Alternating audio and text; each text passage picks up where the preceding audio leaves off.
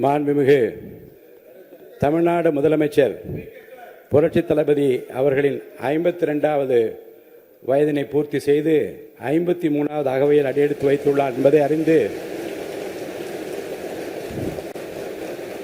பெருமகிழ்ச்சி அடைகின்றேன்.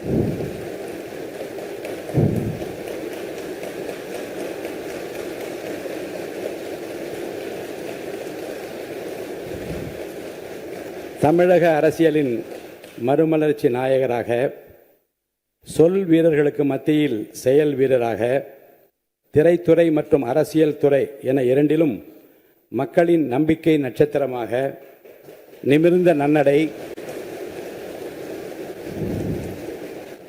நேர்கொண்ட பார்வையுடன் ஆட்சி புரிபவராக, நிலத்தில் யாருக்கும் அஞ்சாத நெறிகள் உடையவராக, தூய்மையான ஆட்சிக்கு சொந்தக்காரராக என்றும் விளங்கிக் கொண்டிருக்கும் மாண்புமிகு முதலமைச்சர் புரட்சி தளபதி அவர்கள் பல்லாண்டு வாழ்ந்து பல பல சாதனைகள் படைக்க வேண்டும் என்று நான் மனதார வாழ்த்துகிறேன்.